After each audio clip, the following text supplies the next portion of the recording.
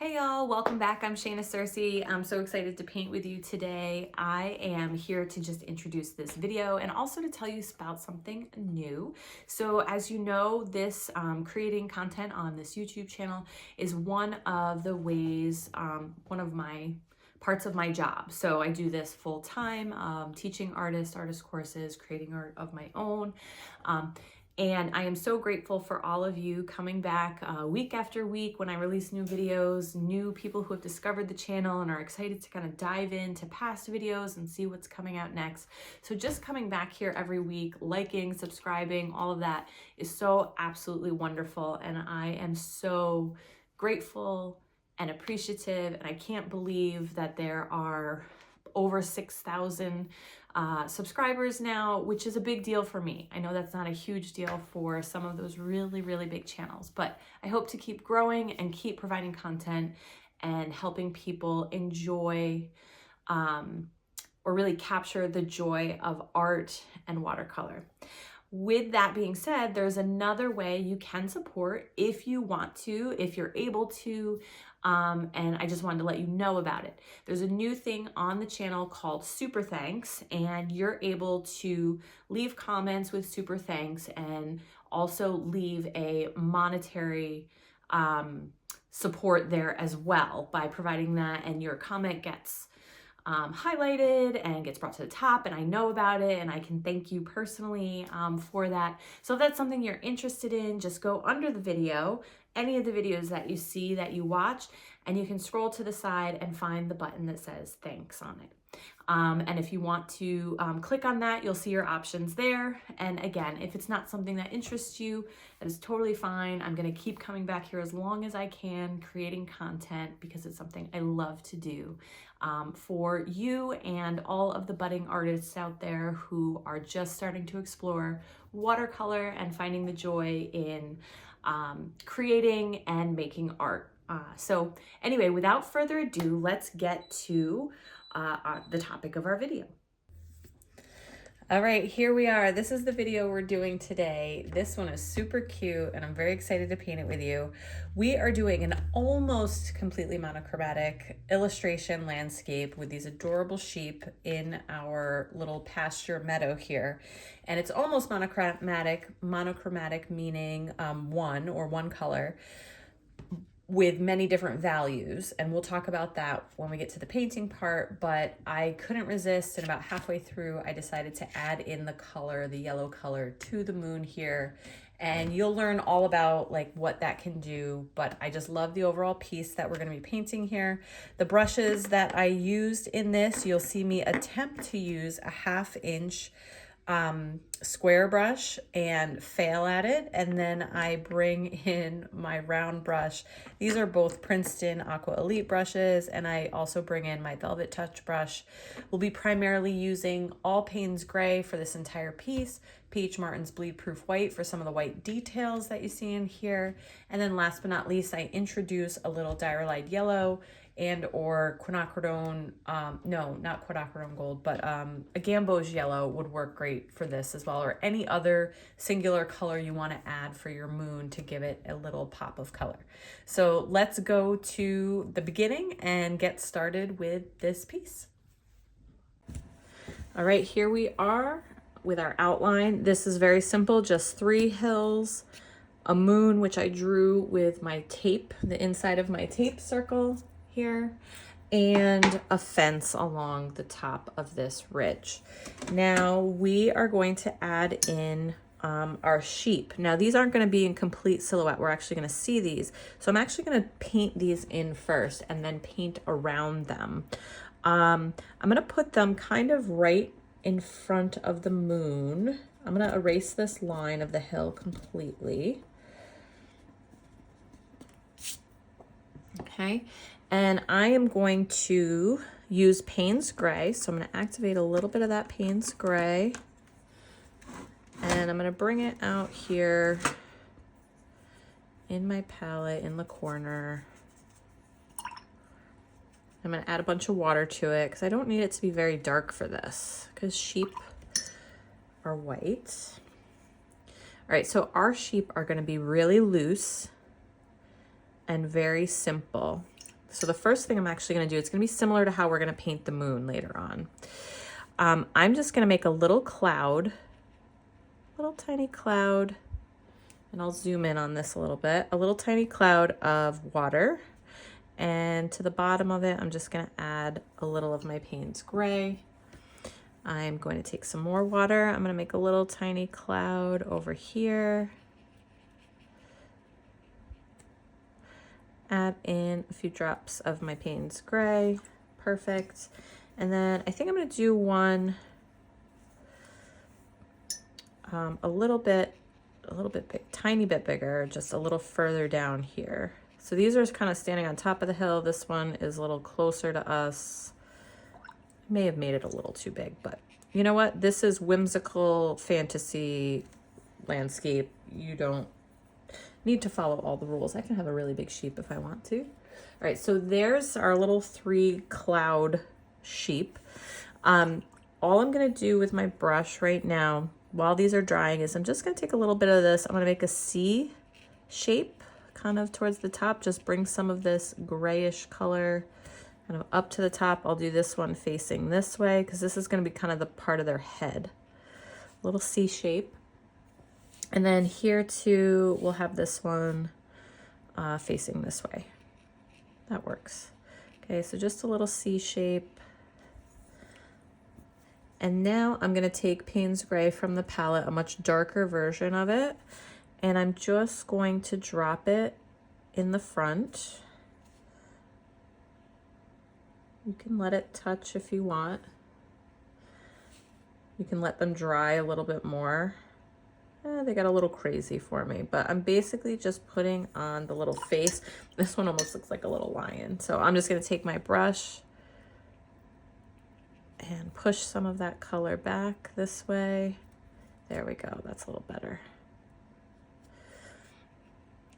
Okay, so the little white sheep with their little dark faces. And then our sheep need feet or legs. So I'm just gonna take some more of that dark Payne's Gray. I'm gonna draw some little legs. Now you can wait for these to dry a little bit more because these are bleeding a little bit more than I would like them to because they're not quite so dry, but that's okay. You give them just boop. They're gonna be short legs. They're not gonna be too dramatic. There's not gonna be anything too special about them.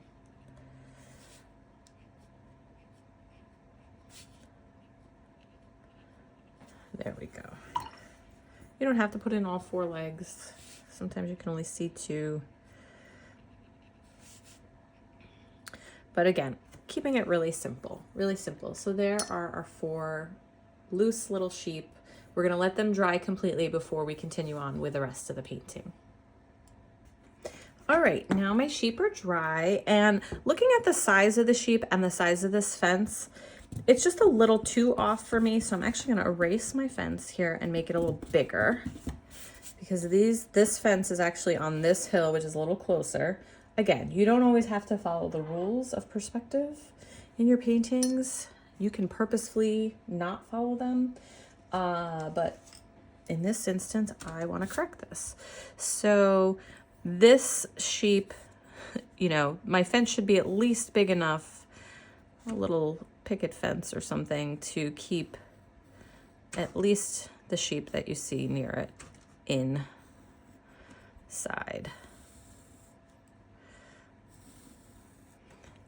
There we go.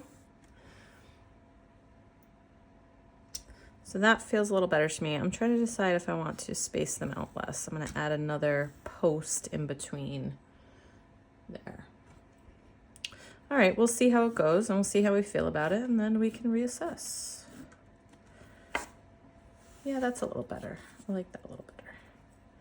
Just a little fence. All right, so next step, we are going to tackle the sky around the moon. So I'm gonna lighten up this color here, or the pencil. Really light, so I can barely see it at all. And I'm going to use a dark color. So we're going to be doing this all in monochromatic colors. And I think this is going to be really fun. I'm actually going to take today, I have a 1/2 inch bright. So this is a square or flat brush. Oh, this is not a bright, sorry. This is a square.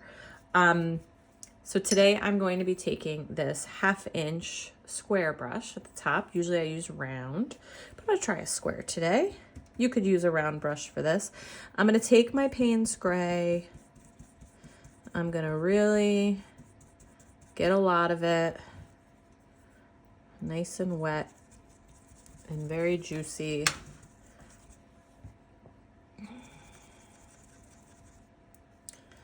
Pull some out here, make some more in there. Okay, and my goal is to have a nice even wash on this whole background while going around my moon. So sometimes with darker colors, I find anyway, I will have to do more than one layer if things really get out of control with the drying times. And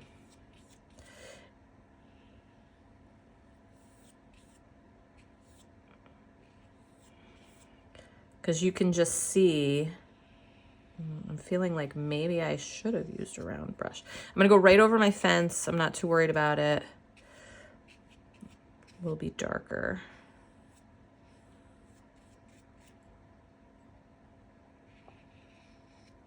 Because I don't have as much control around the edges here, and I can't move as quickly just because I'm used to using a round brush, and I feel like my edges are not, they're getting a little square here. Like you see my moon is a little square. You see that? All right, well, we're gonna keep going. You guys said you wanted to see my mistakes. I made a choice. It wasn't a good one. And I'm living with the consequences, and I'm gonna keep going. You could just start over and throw away your piece, but you know what? For me, this piece is a learning piece too. Like, I wanna see the composition. I wanna see how it goes. I worked on a small scale, so I'm using a small piece of paper. So I can still make judgments about composition, even if I mess something up, like the shape of the moon. I am going to switch to a round brush now. I can still make judgments about composition, color, as I work through it, and be like, at the very end, be like, yeah, I wish that didn't happen, that like weird edge on my moon, but this is what I love, this is what I want to change, this is what I'll do differently, and then repaint the whole thing again. So I don't have to stop. Like, there's still a lot of learning to do on this piece. And I highly encourage you, if you ever like mess up a piece, even if you were intending it to be a final piece, that piece has now become a learning canvas or a learning piece of paper, so that you're going to keep going. You're going to try new things out on it. You're going to do things you would never do on a final piece. And I find sometimes I do things that are really brave and really bold that I would never attempt, or I would very kind of tiptoe into on a final piece. But once the piece is like a practice piece, I'm not worried about it anymore. So I will try really bold and brave things, and then I discover things and I'm like, ooh, I love that. And I can definitely do that on a larger piece now that I know what happens when I do that. So that's just a little bit of advice. So we covered the whole background. I think I saved my moon by adding the round brush and just shrinking the size of the moon a little bit. We're gonna let the whole background dry, and then we're gonna tackle some of these hills and also the moon itself and our shadows, and then we will be done with this beautiful monochromatic piece. I love monochromatic pieces. One thing you could think about doing is adding an element or something, everything being monochromatic, and adding one element that's in color can be really powerful when you're trying to say something about that one particular element. So something to think about as well. This one I think is just going to be all in black and white, or Payne's Gray. So I'm very excited about it already. I love the glow we're getting of the moon against these sheep. So let it all dry and we'll come back for the hills next. All right, coming back with my wash now that it's dried. You can see that I have like one big brush stroke here that's much darker and one here. Like if it was just this one, I might leave it and almost let it look like clouds, but this one is very obvious. So I'm gonna put a second layer on this and then dry it and come back. So just wanted to point that out. This is what layering can do. So this is what it looks like before the second layer, and I'll just cut to what it looks like after the second layer. Here we are, layer 2, darker and flatter overall. So happy about that. I used a round brush the second time, so I had more control. And I think really that big splotch there came from my lack of control because I don't practice with my square brushes very much. All right, so our hills. Now, because we are doing this in a monochromatic fashion, we have to think very intentionally about value. So value is the lightness or darkness of a color. And in watercolor, we change the value of our colors by adding water or taking away water or not using as much water. So when a color is activated and the pigment is at its darkest color, its most saturated color, that's your darkest value. Or it's layered multiple times to create its darkest value.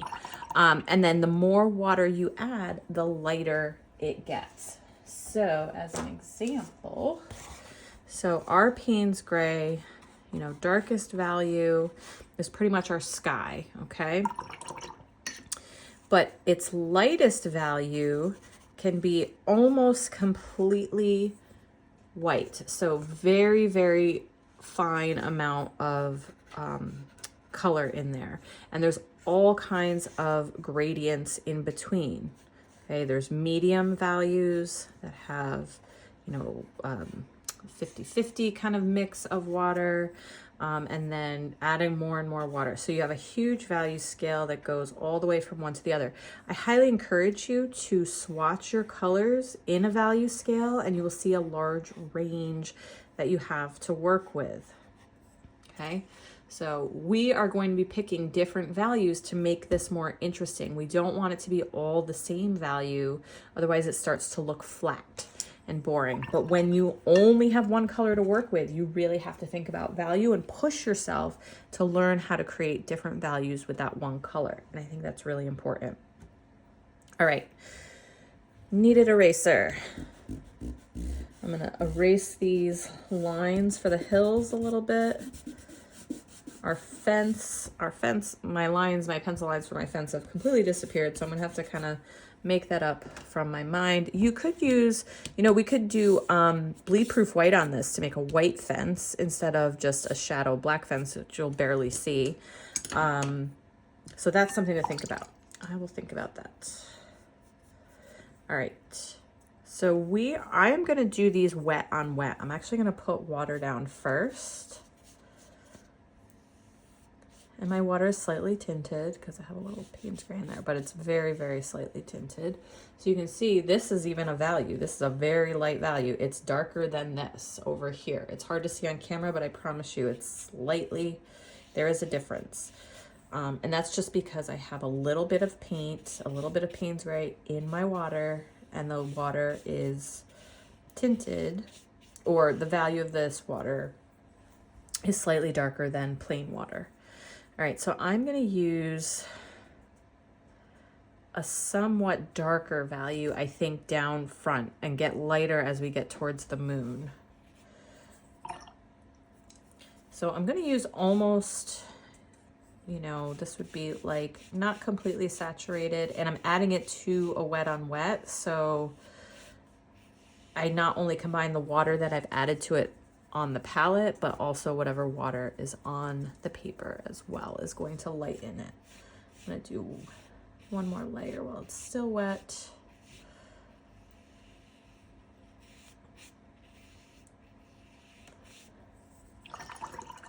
And then I'm actually gonna rinse off my brush.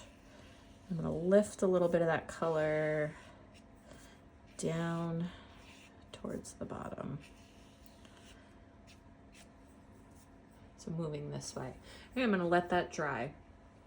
And then I'm going to come back and do this hill. I'm going to make it a slightly lighter value than this one, and this one a slightly lighter value than this one. Okay, so I'm going to try to control those values. So let it dry and come back for your next one. Right, I'm also going to do this wet on wet. So this is a little harder to control the value because you have to account for, you can't just mix the paint in your palette and then know it's going to be exactly that color. You have to account for the water you're adding to the page as well. So just remembering that whatever you mix in the palette, it's going to be even slightly lighter once you add it to the water. So if you are swatching out your colors, if you're mixing your value in your palette and you put it on the page, but you know this is going to go wet on wet, it's going to be slightly lighter than this. Okay, so just keep that in mind. So this one is about the same shade as that, but if I add this to here, it's going to get a little lighter.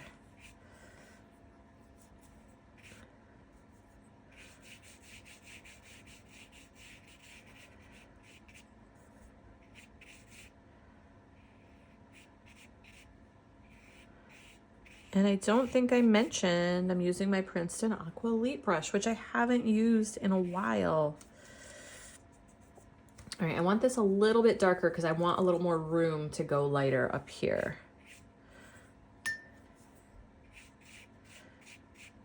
Just a little bit, but not the same. There we go. And I can always bring this one further down if I need to separate them, if they're too close. All right.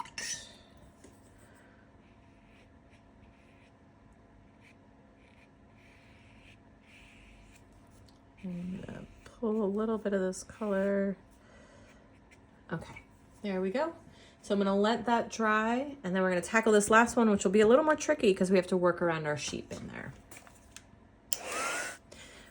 All right, coming back, and we're going to do this one on top. I'm actually gonna switch to a smaller brush to do my wet on wet, and I'm going to just put the water around my sheep.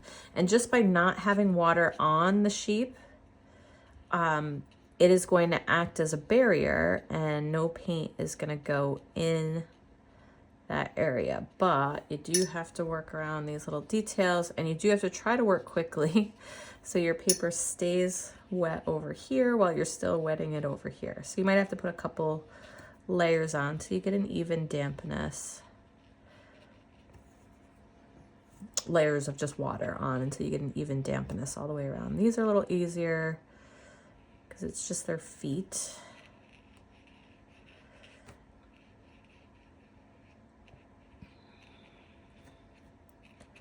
And again, this is going to be a pretty light color, so you won't have to worry too much about seeing a big stark contrast between the white of the sheep and the gray and it being like a weird edge.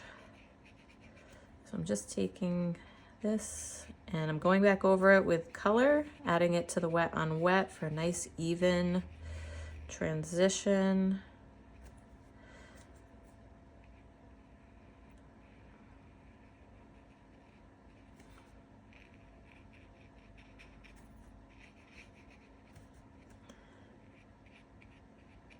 I did get it on this little sheep's booty right there, but that's okay.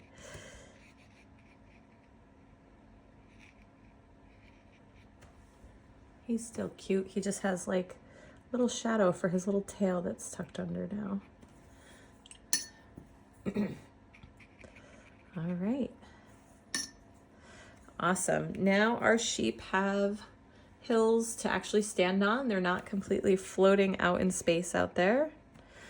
And if at this time there's anything you want to do with your sheep, like add any darker details. So if I want to make this snout area or the legs a little darker now that they've dried.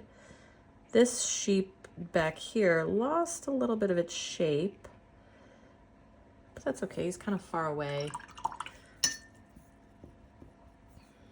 And I'm going to give this guy just a little more definition out front here. And you don't have to do this step if you were happy with your sheep. Oh, just be careful on this guy if this part hasn't dried yet, if you touch the wet part before it dries, it will bleed.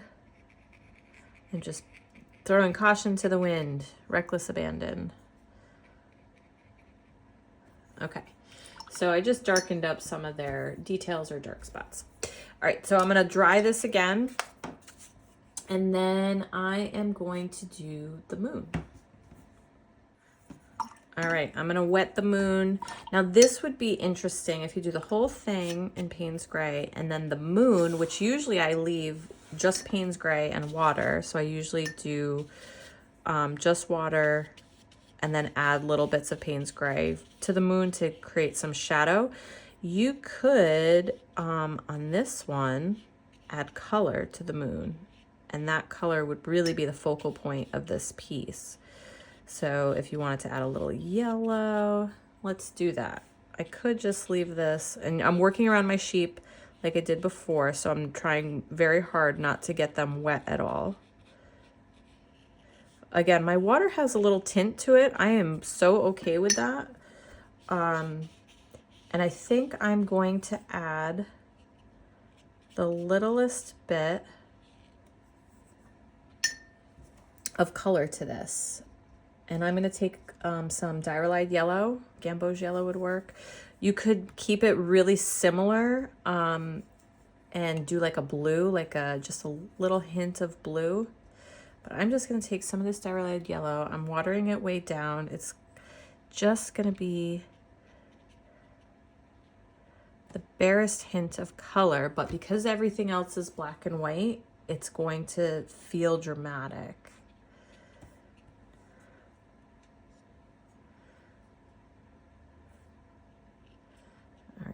And this feels, I'm sure it looks dramatic, but as it dries, again, it's wet on wet, so don't. I like it around the sheep because the sheep are black and white and it's separating them from the moon area. Like giving that heavy weight of color to this side of the moon. And you don't have to do the whole thing. The whole thing does not have to be yellow. So I'm gonna leave it like that. I think I'm gonna just nudge a little bit of it over this way. There we go. And I am just gonna let it dry. I'm actually gonna drop in a few darker spots of Payne's Gray. So in addition to the colored shadow, it's gonna have some deeper colors of craters. Yeah, that's fun. So we did not do monochromatic. We almost got there, but I ended up adding color just because I wanted to show you what it would be like, and that you can add just the tiniest bit of a color in a full monochromatic piece and still kind of get the overall look and feel, but really add another layer of dimension to it and bring the focus very specifically to a certain element of the piece by just doing that in a color. That would also be true when we talked about warm and cool colors. If you did a whole painting in cool colors and then pop in one warm color somewhere or vice versa, that would stand out. There would be dissonance there. All right, so let's finish up with our fence. I think I am gonna do it in, you know what, let's do it in dark, dark, dark Payne's Gray or black. Maybe I'll, no, I don't have any black. All right, super, super saturated Payne's Gray.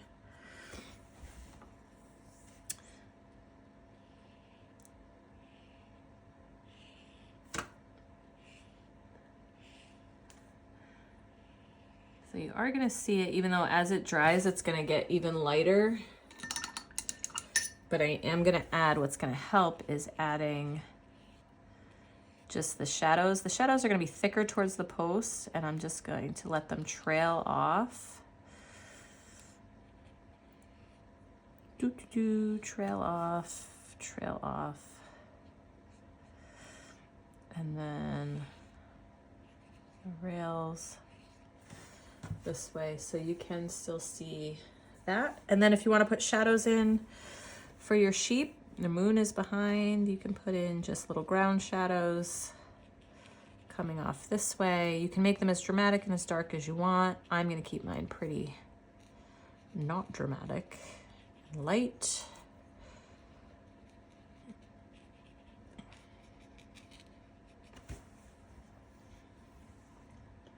There we have it. And another element that could be really cool for this painting, if you have bleed proof white, let's just explore that a little bit. Oh my gosh, I love these little sheep. They're so cute. We could, I really should rinse out my water because it's so dark going into my bleed proof white, but we could do two things. One, we could add elements in the foreground or anywhere where you need like a pop of white color. If you wanted to add tiny little kind of highlights to your fence. These might be a little dramatic, but just light coming from the moon falling on the fence there and makes it kind of stand out even more. So that's something that you could do or think about doing. Oop, that was a really thick one. And I'm not doing the whole thing. It's like a broken line, a little bit of light coming onto it. You could add foreground elements like we did before. So this is where we're kind of experimenting and playing. We could add kind of these leaf and wildflower like foreground pieces. And with this, you could also add in, really make it your own, like darker color leaves too. I could come in here with really dark Payne's gray, or just stick to a few little bits of the white kind of coming up. And then lastly, if you really wanted to have fun and just be playful with this, I love using bleed proof white with a toothbrush. So if you're not the toothbrush you use in your bathroom for your teeth, but a toothbrush that you're going to go out and get for specifically your art practice. And hold on, I have to find mine. I usually have a couple in one of my jars. So toothbrush, this toothbrush, I do not brush my teeth with it. Please don't do that. Go out and buy a dollar store toothbrush if you want or need to. But you can add some stars or a little star field to the top. I'm just pressing down my lines here. So if there's any part of the painting you want to cover up, I'm just gonna take this scrap piece of paper, cover up my sheep. I really don't want stars on top of my sheep, but the toothbrush bristles, when you do it like this rather than splattering another way, they create these tiny little pin pricks. You don't have to do a lot. I did very little, and I'll show you as it dries. You might not be able to see it super well, but I'm gonna bring it up to the camera after we take the tape off. And if you need to get strategically kind of down into other areas or regions, you just take a piece of paper towel and kind of move it around to block or mask the areas you don't want that little star field on. So I'm gonna let this all dry, take my tape off, and then we'll take a look even closer.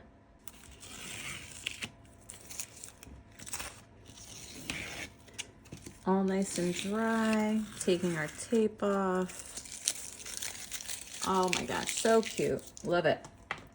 And really dynamic. I love the contrast when you're able to really focus on value scales. So look at the star field and how that really adds another pop of contrast to the whole piece. But you can see how these little tiny pin pricks, and I put a lot on. You don't have to put this many on. But this looks, I love it. I love the little highlights on the fence. Again, these are total choices that you can make to leave out or add on or amplify even more than I have. But this is our little almost monochromatic whimsical sheep in a field in what I would consider inspired by some of the folk art work that I've been looking at. So thank you so much for watching. I'm Shayna Cersei. Don't forget to like and subscribe if you're new to the channel. I'm so excited that you're here. If you're a returner, thank you so much for coming back and painting with me. Happy painting, y'all, and I can't wait to see you on the next video.